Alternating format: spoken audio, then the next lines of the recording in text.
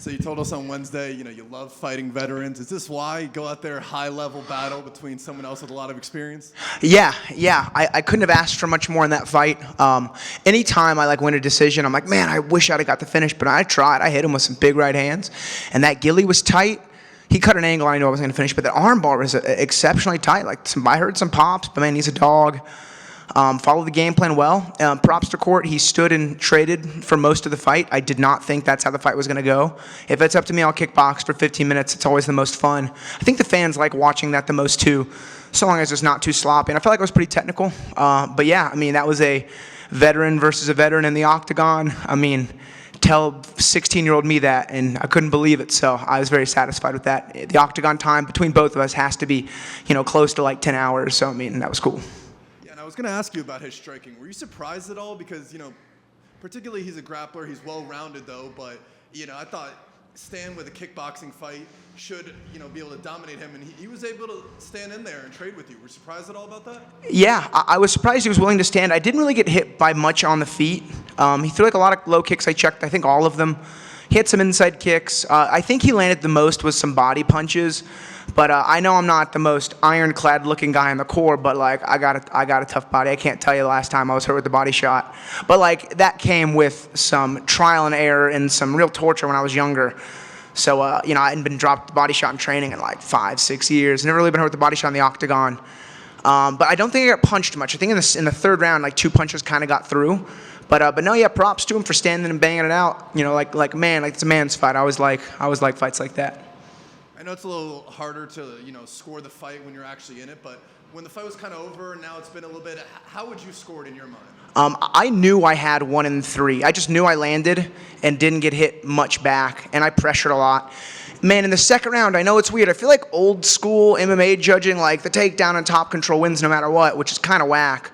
He threw some elbows on top, but none of them landed, and I'm telling you, that guillotine was tight, and that armbar was even tighter. And then I remember being in guard, and I was like, man, some time is burning. And then once I finally got up, it was 2.5 minutes left. So he spent 90 seconds on the ground, and I threatened 2 genuine submissions. So once I got up and we started striking it, and then the last 10 seconds of the second round, I think I hit him with the right hand and came forward. I didn't know if I had won the round, but I thought I did. And then when they said 29-28, I was like, all right, they gave him the round. But I got to rewatch it.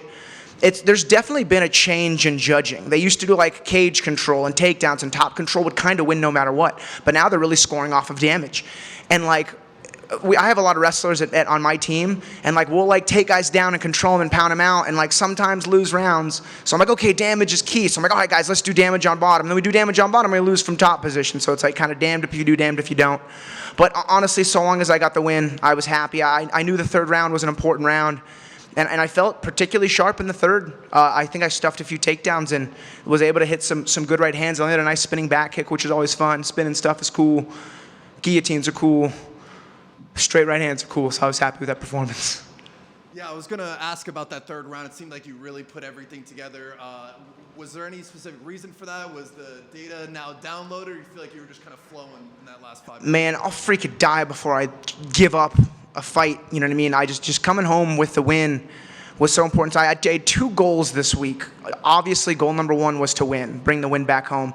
But man, goal number 2 was on the walkout, was to just experience everything, all the feelings and emotions. And I did that. And I tell you, I almost get emotional talking about it and thinking about it, but I really enjoyed that aspect, like walking into battle. There's a cool song by Amon Amarth called "Put Your Back Into the Oar," and it's about these Vikings paddling to an island to go to battle, knowing a lot of guys were gonna die, but being enthusiastic to do it. And I was listening to that song right before my fights, and it's you're sailing off to battle, knowing you either win or you die. So that was a very cool emotional experience. And more than any notoriety or money, that's, I think, the most valuable for me aspect of fighting is being able to experience life in that pure, kind of feeling.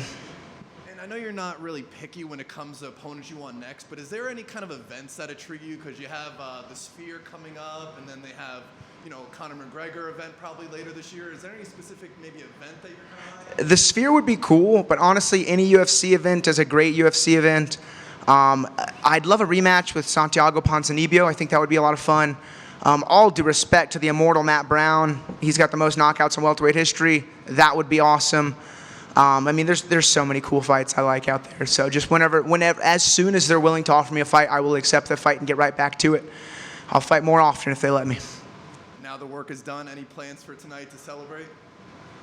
I'll be honest, if I had known this was an early fight card, I would have booked my plane ticket back tonight. But no, I got my two best friends, Jake Heffern, and he's been my ride or die, and then Coach Matt Wald. He and I have been doing this since we were teenagers. We're both in our 30s now. So I'm just going to hang out with the boys. And last time, I got a bunch of stitches inside my mouth, so I couldn't eat any fun food. So we're probably going to go eat somewhere fun, too. So just I can't wait to call my wife. And I just can't wait to come back home and get back to work. We got a lot of competitions in April. A bunch of jiu-jitsu tournaments, some submission-only matches. Most importantly, some MMA fights. My boy Dave Hellraiser's got his third pro fight for Fury. And then Joe Hendershot, Omega Level Josh making their pro debuts here pretty soon. So I can't wait to go home and send my warriors off to battle. Congrats on the win. I'll be looking forward to the next great white fight. My man, thank you. Just one, when you were talking about that, taking in the moment, you know, like you said, like the Vikings going in there, is that something that's been with you for quite a while? I mean, this, I think was like fight number 20 for you in the UFC. Is that something that you've always had, or is that just something as you've gotten more advanced and as you've done this so many times, at some point it became that in your mindset? So my final amateur fight, and Matt was with me, I fought some Croatian guy with a beard.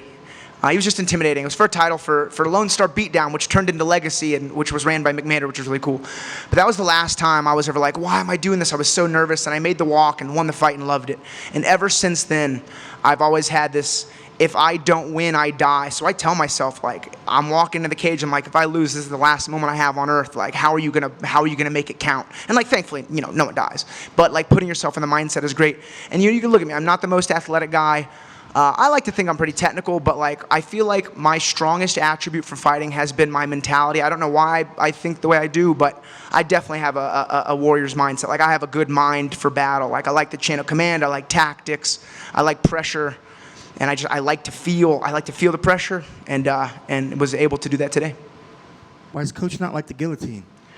I don't know if you remember, like in between corners, but why was he yelling at you for trying to jump that guillotine? Okay, so he said, if it's there, Morono, go for it. He always gives me permission to feel things out. But like I went for the first one and didn't hit it, and then I got stuck on bottom. And I lost that one. How did you guys score that second round?